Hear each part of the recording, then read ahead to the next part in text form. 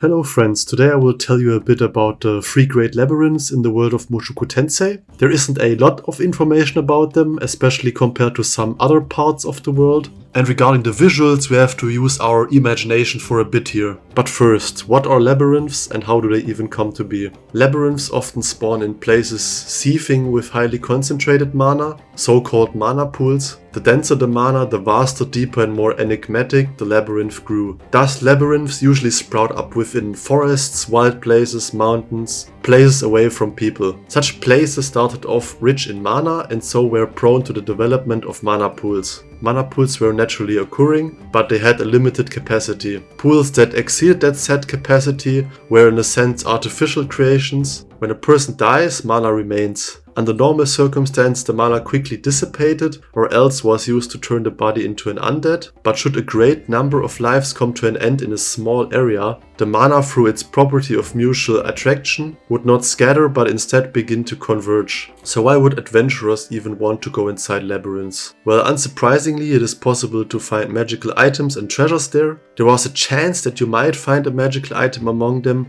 that gives the user the abilities of someone who was, for example, a saint tier magician.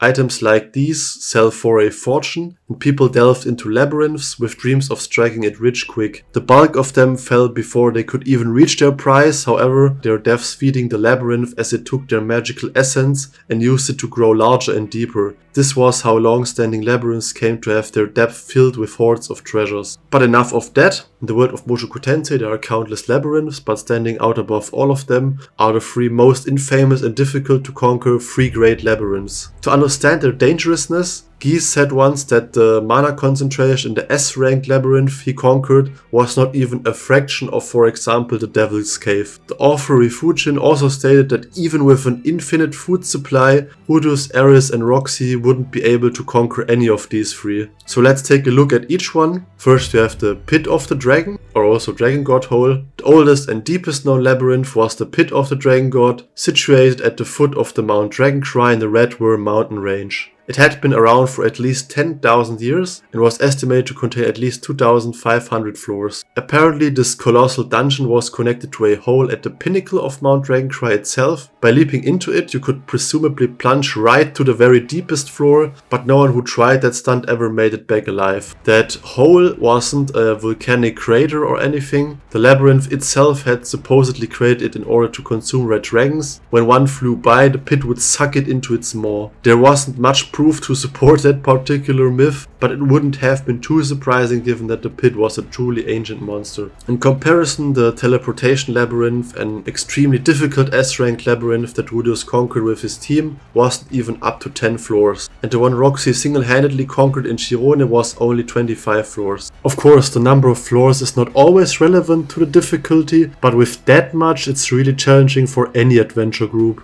Hell. Hell is located in the Divine Continent, which is above 3000 meters, which is the highest known labyrinth. Because of its unique location, unless you have a special way of transportation, almost no one can even get to the Divine Continent, let alone the labyrinth. It is also rumored that many wanted criminals in Central Continent have tried to travel across the cliffs to get to the Divine Continent, but almost all of them failed. Hell is described as a place of extremely harsh environment. Most people who ventured there never returned. Hell housed hordes of the world's nastiest monsters. Inside are various dangerous traps that can take down anyone, even a person of the 7 great powers. Death God Laxus tried and couldn't reach the bottom of it, but there are some exceptions. For example, Abyssal King Vita was able to reach the final floor and possess its guardian. Because of this, Vita was considered the guardian of the labyrinth. The guardian Abyssal King Vita was a Miku of the Sticky race. He could parasitize the host and put them into an illusion state and then easily control the host's body. According to the author, if Vita is able to take control of the body, even the ones in the 7 great powers are incapable of resisting. Then we have the Devil's Cave, or also Demon God's Cave.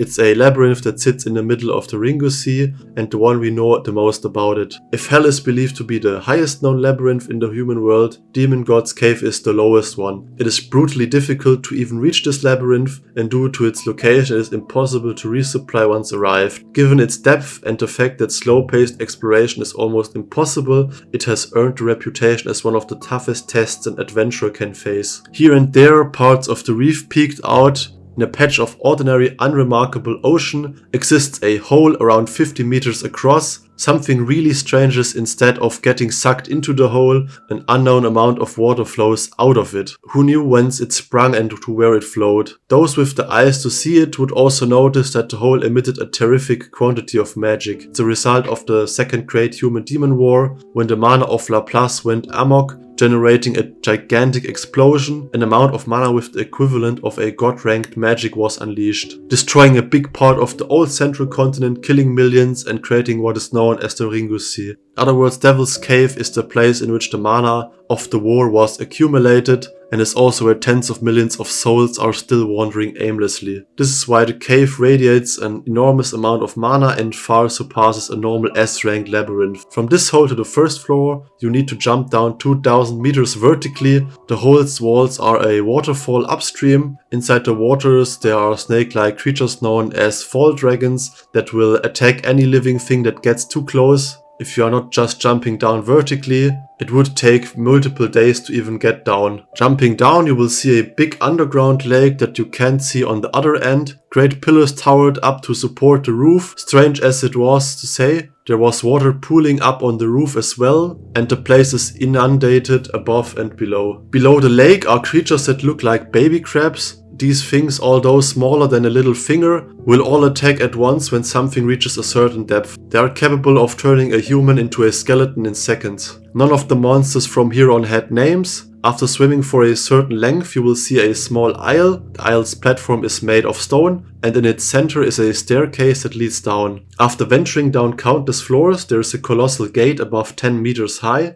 A gate that is as big as the gate of Kishirika City in the Second Great Human-Demon War. What is more terrifying is that behind it is a sight from hell itself. Blazing hot fire erupting from everywhere, constant earthquakes that cause the ground to crack, swallowing everything. Even more, there are numerous corpses, headless and kneeling, their bones shattered, blurry souls that disappear in the mist, and torn apart black armors. All of them were once Kishirika's personal guards, who had fought with their lives to stop Laplace and protect Kishirika, but they had all been killed in one strike. First there was the stone spiral staircase that connected the first level to the second, then the structure like the inside of a fort, the room with a ceiling that shone as though it were full of stars, the weapon held by the man-shaped monster, the fracture in the collapsed exterior wall, the little flowers that no longer grew anywhere but here, where they bloomed at the side of the path, the monster that were supposed to be extinct. It all reminds of something that existed. The last room is where the guardian of the labyrinth lies. The headless guardian was once the strongest amongst the 5 great demon kings and the captain of Kishirika's personal guard. In terms of power, he could easily defeat Atov in a one-on-one. If it was Bodyguardi from the past, it would only take one hit for him to kill Bodyguardi. The guardian's weapon has been worn out to the point that it couldn't pierce skin anymore. Now a short spoiler warning here at the end. I will now talk about how to fight the Guardian and what the treasure is that lies at the end, so just as a warning if you don't want to get spoiled regarding that.